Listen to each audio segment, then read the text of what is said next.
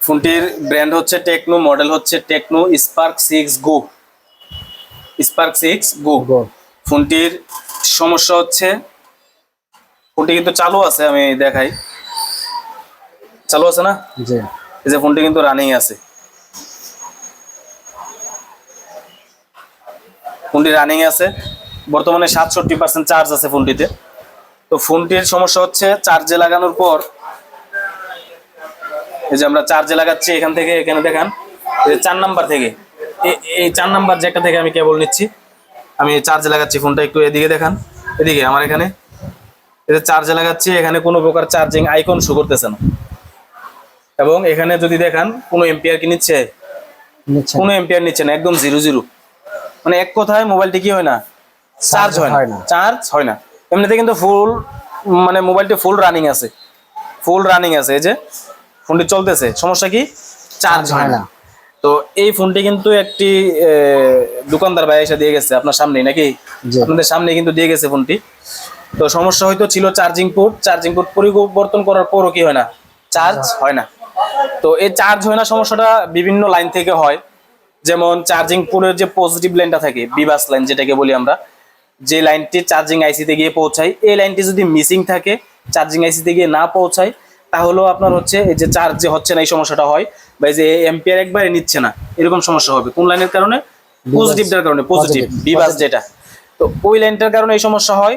অথবা চার্জিং পোর্টের যে আরো দুই একটা লাইন আছে, যেমন ডাটা প্লাস, ডাটা মাইনাস, অথবা আপনার হচ্ছে আইডি লাইন, এই লাইনগুলো যদি মিসিং থাকে, মিসিং এর কারণে সমস্যা হয় না, বেশিরভাগই এই লাইনগুলো শর্ট থাকলে, মানে একটা পিন আরেকটার সাথে শর্ট থাকলে আপনার এই যে চার্জিং হচ্ছে না এই সমস্যাগুলো হয়। তো এই ফোনটির যে চার্জিং পোর্টটি, এটি পরিবর্তন করছে ওই দোকানদার ভাই, মানে উনি পরিবর্তন করার পর থেকেও মানে এটা কি সেম সমস্যা, চার্জ হচ্ছে না। তো ওনার কথা হচ্ছে আমি নতুন পোর্ট পরিবর্তন করলাম, তারপরে হচ্ছে না যেহেতু, তারপর আমার কাছে নিয়ে আসলো যে কি কারণে হচ্ছে না এটা দেখার জন্য। এই যে আমি আবারও দেখাই, এই যে চার্জিং কিন্তু লাগানো আছে, চার্জিং আইকনও আসতেছে না, এবং এখানে কোনো প্রকার, এই যে এখানে কোনো প্রকার এম্পিয়ারও নিচ্ছে না। একটু দিক থেকে দেখান, এই যে কোনো প্রকার এম্পিয়ার নিচ্ছে না, 4 নম্বরে 0 না? জি। আচ্ছা, আমরা যখন কোনো একজন টেকনিশিয়ান বা কাজ করার পর আমাদের কাছে ফোন নিয়ে আসবে, অথবা অন্য কোনো দোকানে কাজ দেখাইছে কাস্টমার, তারপরে আপনার কাছে সমাধান করতে নিয়ে আসবে, তখন আপনার প্রথম কাজ হচ্ছে ওই টেকনিশিয়ান ভাই বা অন্য ওই দোকানদার যে জায়গার মধ্যে কাজ করছে বা যে জায়গার মধ্যে কাজ করার চেষ্টা করছে, ওই জায়গাটার মধ্যে আবার একটু যাওয়া, ওই জায়গাটার মধ্যে গিয়ে আবার একটু চেক দেওয়া। যেমন এই সমস্যাটা চার্জে যে হয় না, এটার জন্য উনি চার্জিং পোর্ট পরিবর্তন করছে, তারপরেও হয় না। তো উনি যেহেতু একবার পোর্ট পরিবর্তন করছে, আমার উচিত এখন ওই চার্জিং পোর্টের জায়গার মধ্যে যাওয়া, তারপরে আমরা অন্য কিছু দেখবো।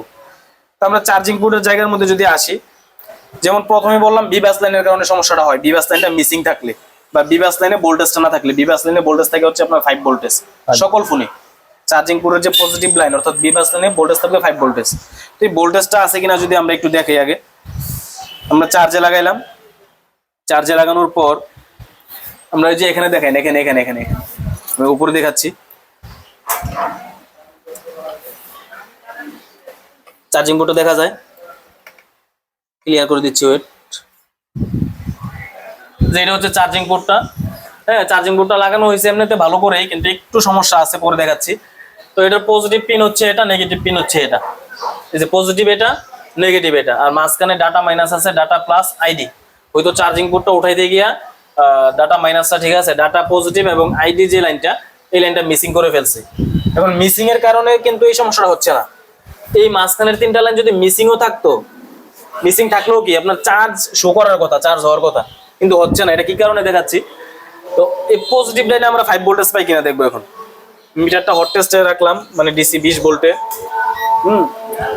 আমরা চার্জিং পোর্টের পজিটিভ পিনটাতে ধরার পর দেখবো যে 5 ভোল্টেজ আসে কিনা। একটু মিটারে দেখেন তো, একটু দূর থেকে দেখেন, দেখা যায় না ভিডিওতে 5 ভোল্টেজ দেখা যায়, দেখা যায় না? এখানে একটা লাইট আছে, লাইটটা চাপ দিয়ে দেন, এবার দেখেন দেখা যায়। তার মানে আমাদের চার্জিং পুরো 5 ভোল্টেজ ঠিক আছে। এবার একটু উপরে দেখান বা এদিকে দেখান, এদিকে নিচে আমার এখানে, যেমন আমরা পোর্টে 5 ভোল্টেজ পাইছি, এই পোর্ট থেকে কিন্তু লাইনটা রেবন দিয়ে উপরে যায়।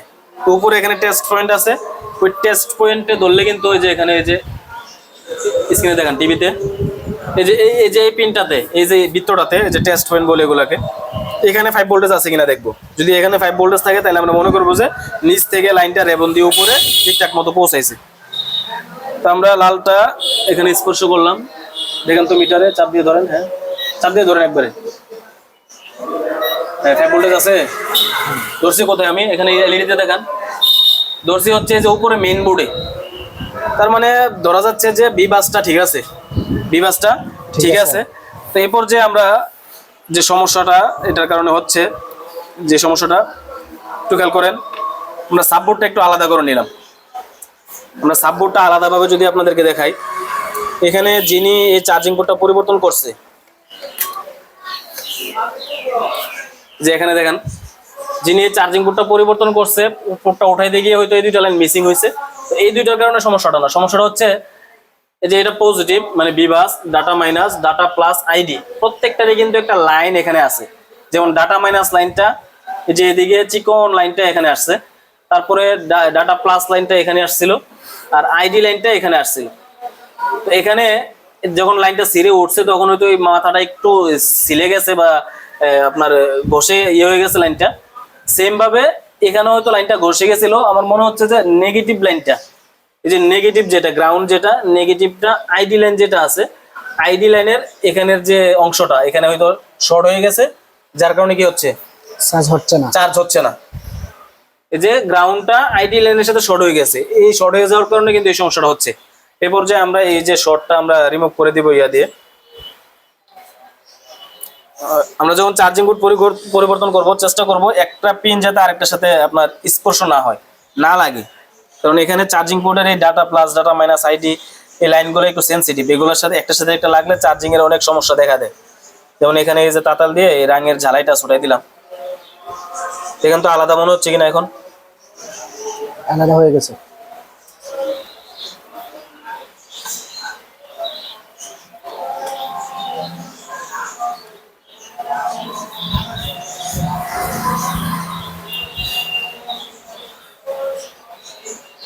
করেন এই যে এখানে এই যে আইডি লাইনের যে চিকন ঝালাইটা ছিল, লাইনটা ছিল, এই লাইনটার সাথে গ্রাউন্ডটা শর্ট হয়ে গেছিল।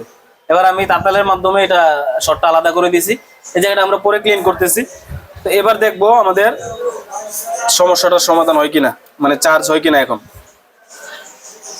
আগে কিন্তু কোনো প্রকার চার্জ হইতো না, ফোনটা কিন্তু এখনো রানিং আছে, বন্ধ করা হয় নাই। এই যে এখানে 66% চার্জ আছে। এখন চার্জে লাগাই, আমরা চার্জে লাগাইলাম, আইকন শো করছে, আইকন করছে, এই যে আইকন কিন্তু শো করছে। এবং একটু যদি এখানে দেখেন, এই যে কত এম্পিয়ার নিচ্ছে, 1.1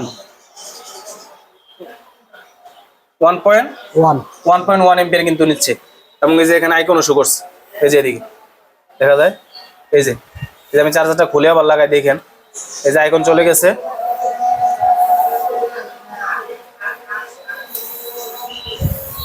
এই যে আইকনটা আবার আসছে এখানে, এই যে আইকনটা এখানে আসছে, এবং 1.1 এম্পিয়ারে চার্জ হচ্ছে। তো এটা আরেকটু ফাস্ট চার্জ হবে, আরেকটু এম্পিয়ারটা বাড়লে আরেকটু ফাস্ট চার্জ হবে। বলতে পারেন আরেকটু এম্পিয়ার বাড়বে কিভাবে, ওই মাঝখানের কিন্তু দুইটা লাইন এখনো missing, data plus, data minus. ওই লাইনগুলো যদি আমরা আবার একটু জাম্পার করে দেই তাহলে কিন্তু আবার একটু ফাস্ট চার্জ হবে। এখন ওই মাঝখানের যে লাইনগুলো মিসিং, এই মিসিং গুলোর কারণে এখন চার্জ হচ্ছে, হবে একটু স্লো চার্জ হবে আর কি। আগে 2 ঘন্টায় ফুল চার্জ হলে এখন 3-4 ঘন্টা লাগবে। তো মাঝখানের লাইনগুলো টেনে দিতে হবে, ঠিক আছে।